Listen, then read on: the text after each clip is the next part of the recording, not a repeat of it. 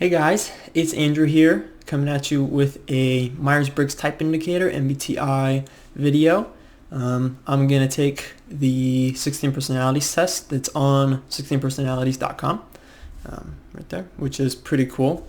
I've taken it many times throughout the course of my life, and in recent times, it hasn't given me the same type as it had for years before that.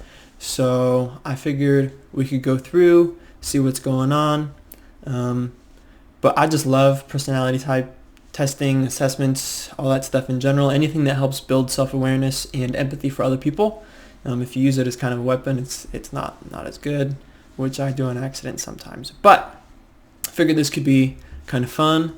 And if you're new to the Myers-Briggs, dip your toes in the water a little bit. And if you're not, see me make a fool of myself. So let's go. Fast and easy, be yourself, complete it all. Try not to leave any neutral answers. Okay, we'll see. That could be tough. All right, let's start here. You enjoy vibrant social events with lots of people. Oh, it depends. All of these depend, don't they? That's what I hear all the time whenever anybody's taking any sort of assessment like this that's about self-reflection. It's like, what is it? It depends. Yeah, let's see. Enjoy vibrant social events with lots of people. We're in quarantine, what is it now? May 2020. I'm feeling pretty social these days, so let's go for it. We often spend time exploring unrealistic yet intriguing ideas. Oh man, I love those. Sometimes they get a little bit impractical. Oh, but I just love it. I love spending that time doing it. Your travel plans are more likely to look like a rough list of ideas than a detailed itinerary. That is becoming more true as I get older. I used to want every single thing planned right away. Now I like to keep some flexibility involved. So I'm going to agree a little bit. No, disagree a little bit because it still leans more toward a detailed itinerary, but it also leaves some room for a rough list in there. You have to think about what you should have said in a conversation long after it's taken place. Yes. Oh, I do that way more than I should. I'm working on it, but if your friend is sad about something, your first instinct is support them emotionally, not to try and solve their problem. That's definitely not my first instinct. I have been growing and trying to make that more my natural tendency because I've come to understand that it's actually more supportive than helping them through the problem most of the time. So my first instinct is not to support them emotionally. It is to try to solve their problem.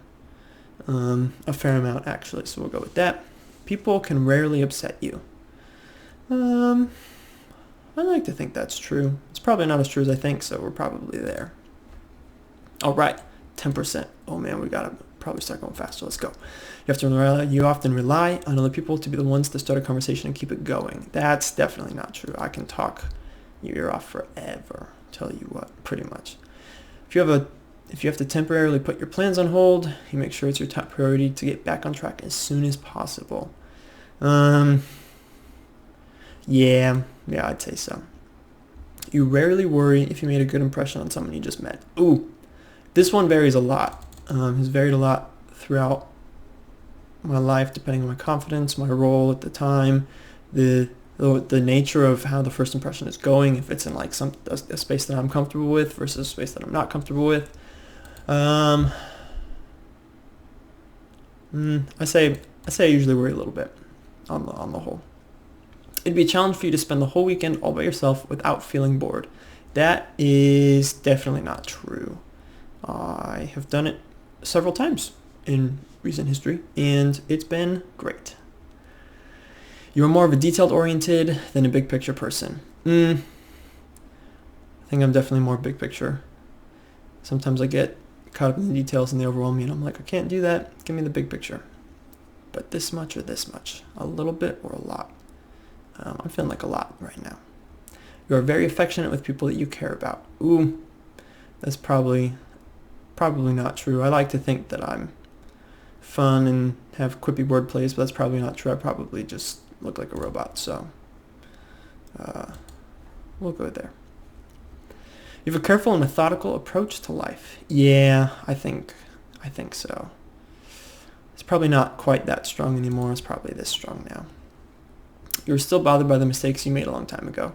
Yeah, not as much as I used to be, but it still comes back here and there. At parties and similar events, you can mostly be found farther away from the action. Ooh, see, here's another, it depends. I like to be either in the very, very center or just on the outskirts or in the corner. Never mind. Who knows? I'm going to say I'm not super far away from the action, but I'm a little far away. You often find it difficult to relate to people who let their emotions guide them. Ooh, yeah. This got me into some trouble. When looking for a movie to watch, you can spend ages browsing the catalog. Yeah, that happens. Not a ton, because usually I'm like, oh, that's a really good movie, let's do that. Or there's just no option, so then I go somewhere else. But, I mean, with streaming services being the way they are now, I usually go, oh, that's fun, let's go for that. Depending on the company I have and stuff. You can stay calm under a lot of pressure. That can is the trick there. Because I think if you ask people, when a little bit of pressure comes, I'm usually just kind of crazy, which is unfortunate. But I think when there's a lot of pressure and I know it needs to get done, I can stay pretty calm.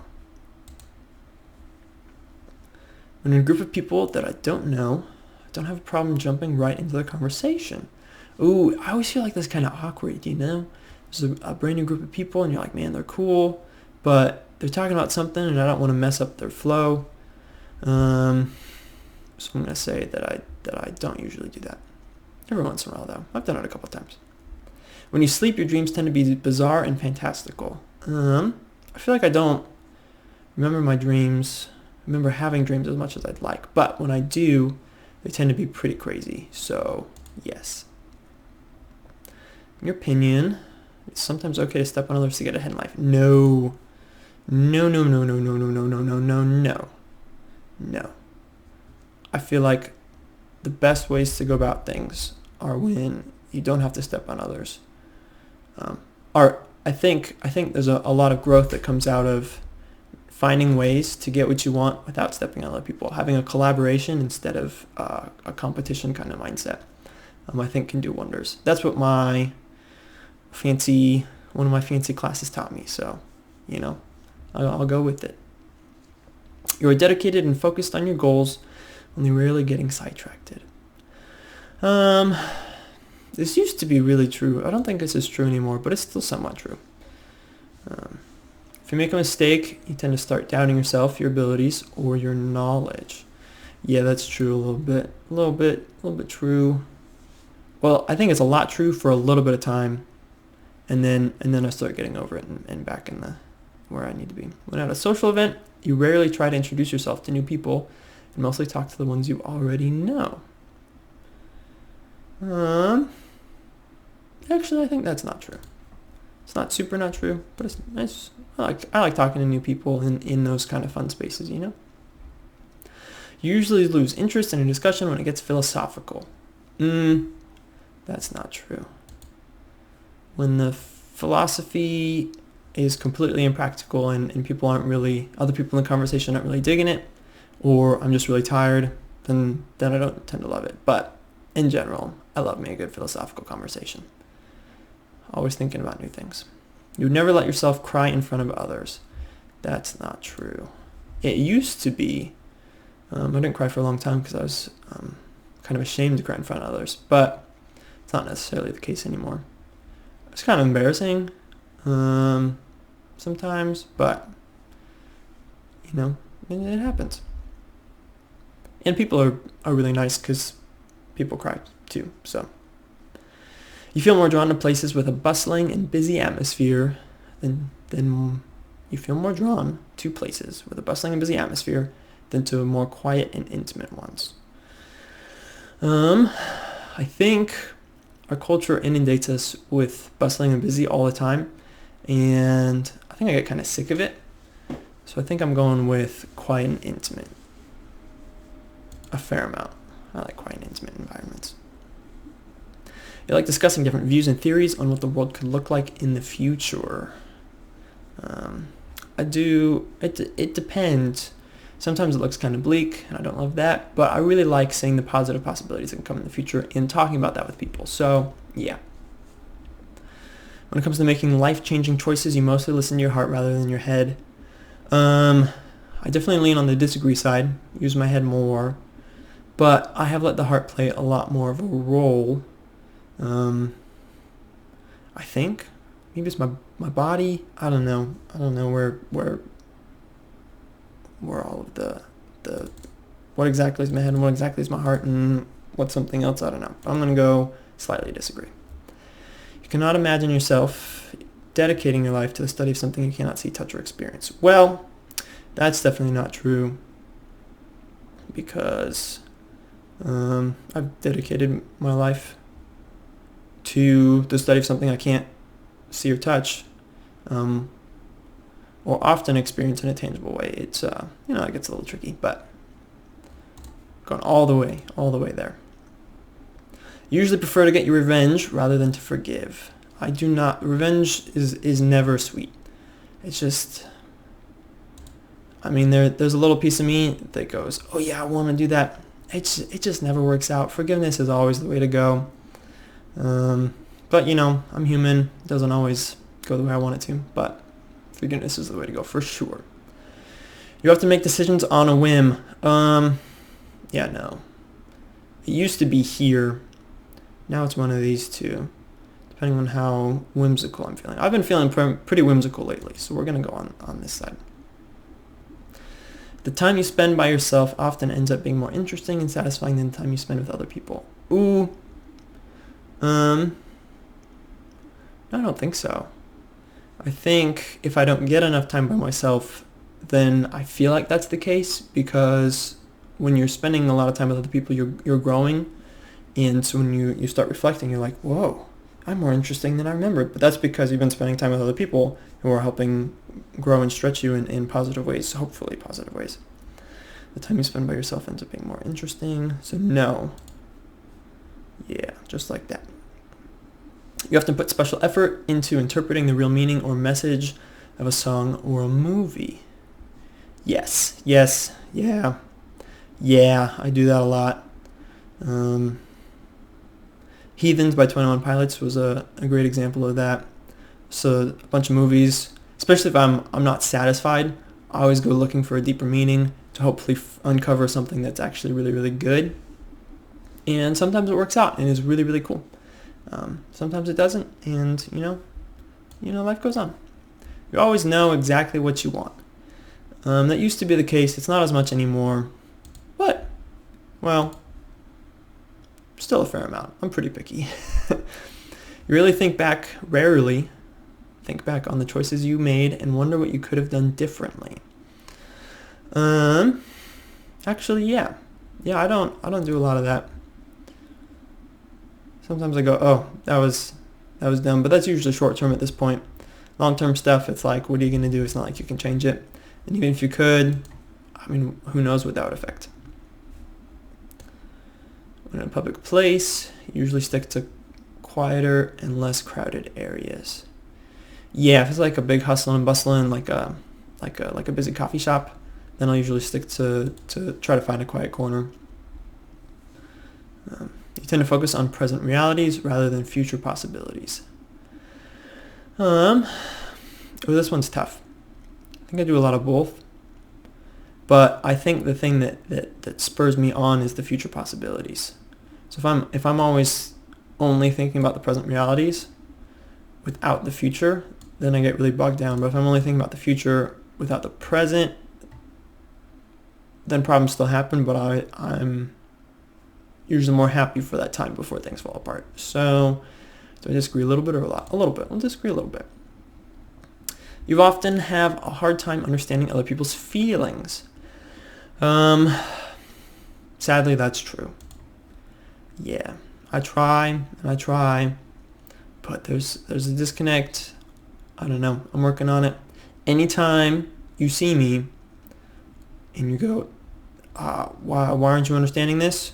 I'm sorry. Explain it to me. I will be very grateful. Might be a little frustrating at the moment. I will be grateful. Thank you. When starting to work on a project, you prefer to make as many decisions upfront as possible. It depends, but yeah, upfront decisions are good. When you know someone thinks highly of you, you also wonder how long it will be until they become disappointed in you. That's a sad question, isn't it? I mean, I guess it's technically a statement because it ends with a period, but that's a pretty sad question. I'm gonna say no. I don't really think that at all. Maybe subconsciously a little bit, so I'm not gonna go all the way, but I'm usually really proud that somebody thinks highly of me. And instead of thinking that I'm going to do something to reverse that, I think that if they think highly of me in the first place, they're going to support me and stick with me through my mistakes if I handle the outcomes well. So if I make a mistake and I own up to it and take responsibility, I find that almost always people actually think higher of you on the other side of that mistake, which has been a really, really hard lesson for me to learn because that is not my natural tendency at all. You feel comfortable just walking up to somebody you find interesting and striking up a conversation? A little bit. My dad and grandma did this all the time growing up, so I've seen it in action a lot, and so I feel like I do it sometimes. You often drift away into daydreaming about various ideas or scenarios. Yeah, that's true. Not super true. Is this true? Super true? Super true? That's what I'm gonna go with now. That's my new system. Now that we're 70% of the way in, we'll go super true. Or is this like kind of true, really true? I don't know. We're gonna go true, super true because that sounds cooler. And when I say it that fast, it almost sounds like a beat or something, you know? You look after yourself first and others come in second. I'm going to say that's not true. But I also know that I need to take care of myself in order to give other people what I think they deserve. So I do look after myself, but I think the motivation for taking care of myself is to then turn around and help others more, in order to help grow them and support them as best I can in my own very crazy, unique way. Even when you have planned a particular daily routine, you usually just end up doing whatever you feel like at any given moment. That's not true. Your mood can change very quickly. I don't think so, but I've had some people tell me otherwise, so I'm going to say only slightly disagree. Yeah, only slightly disagree. Because I know that's not what the question's asking. I feel like I overanalyze all of these. I apologize. I hope that it's helpful instead of just like, you're like, oh, okay, now I understand him a little bit more. You know, it's like a conversation, except I'm talking to you and there's silence, you know? Maybe there's comments, maybe there's input, who knows, but I hope it's helpful. You often contemplate the reasons for human existence or the meaning of life. Yeah, is that super true or super true? I think right now it's just super true, not super true, you know? You have to talk about your own feelings and emotions. Yes, in the quest to understand my emotions and other people's and how they differ and how they're the same, what parallels and similarities there are, I have been talking about my feelings and emotions a fair amount recently. You've got a detailed education or career development plan stretching several years into the future. Well, I did just start a new degree, less than a year ago, and I have more than 1 year on it, so I guess that's a yes? No, I don't know what I'm doing after that. So, nope. Who knows? It's all in the air. I've learned that things can change in a flash. Whew. Tell you what. You rarely dwell on your regrets. Is that true or super true? It's not super true. I do a little bit. I'm just going to go with true. Yeah. Spending time in a dynamic atmosphere with lots of people around quickly makes you feel drained and in need of a getaway. I feel like if it's dynamic, then there's not enough time to get drained from any one conversation. So that's nice. So if you're ever like, this conversation is draining, it's dynamic and moving around, and you just move on to the next thing, you know? And it's rare that you're at a place and all of those conversations make you feel drained. So I'm going to say that's not true. I'm going to disagree. I'm going to say it's super false. Yeah. You see yourself as more of a realist than a visionary. Ooh. I don't think so. I like to be grounded in reality because I know a lot of, I've seen a lot of people who have a vision with no basis in reality, and the trouble that gets them into and the problems that I have with it. So I like to be grounded in reality. But I also really like to be optimistic for the future and look ahead. So I'm going to say super false. You find it easy to empathize with a person who's gone through something you never have. That's tough. If it's something really big, then yes. If it's something pretty small that I've never gone through, honestly, probably don't come to me about that. It's I go, what are you talking about? You've survived all these other really actually hard things. This is an easy thing. And I realize that it's often not encouraging because you just want somebody to acknowledge where you're at and move on. Yeah, I'm not too good at that yet. We're working on it. Find it easy to empathize with a person who's gone through something you never have. I'm gonna say false. Your personal work style is closer to spontaneous bursts of energy than to organized, consistent efforts. That's super false.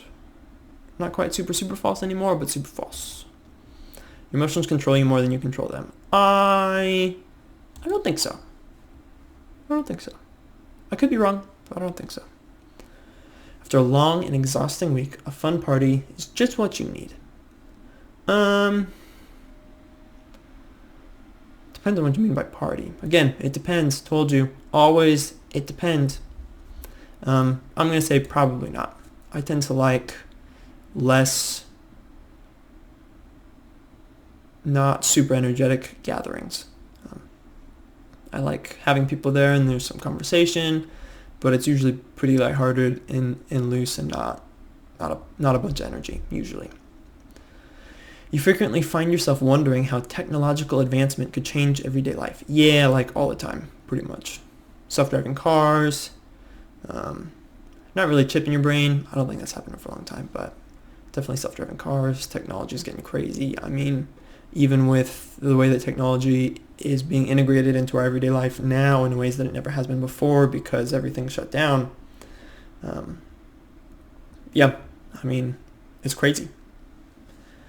You always consider how your actions might affect other people before doing something. Yeah. Is that super true or super true? Honestly, at this point, I think it's super true. Sometimes I get it wrong. I think that's where I get into trouble. But I think I always think about how it's going to affect other people.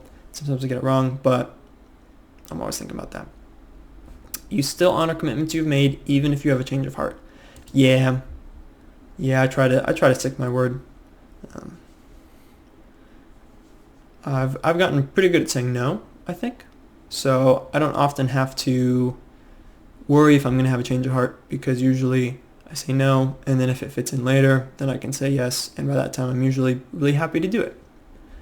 You rarely feel insecure. That comes and goes. I mean, insecurity is really fickle, but throughout my life, definitely true. Right now, I really feel insecure. I'm gonna go with that. Let's see what we get. ENFJ. Oh man, this is definitely not my type, but it's really fun. I really like taking these. Just to see what happens, see where things are at. Let's see what I got. Extroverted 53%, 47% introverted. Being on that line, I think that's something that I've that I've been working on. In past times when I've taken it, I've gotten a lot of E, and seeing the way that kind of scared all of my introverted friends, so I've tried to balance that out a little bit. I still really, really like people, but I think I've gotten better at not smothering them. That's probably not true, but I like to think it is. I'm intuitive. Wow, that's a lot of intuition right there, huh? I guess. Woo. Thinking, feeling, more feeling than thinking. Oh, interesting. Interesting. Guess I'm just sappy, huh? Judging, prospecting. So this is kind of structure and rigidity versus free-flowing and loose. It makes sense. Identity, how assertive versus turbulent you are. Cool. So, I mean, this is not, at least what I believe to be my type. This is not what my type is. So it's a good reminder that this is a starting point and a base for you to then go see. Because you see, right, thinking, feeling, extrovert, introverted are kind of on the line, and then sometimes these just kind of change. So you have to look at other things when thinking about that, like the functions and stuff, which I'm still learning about, but it's pretty cool. So I hope you guys enjoyed and know a little bit more about me now. If you have any suggestions or comments or anything, let me know, and I'll see you next time. Thanks, guys.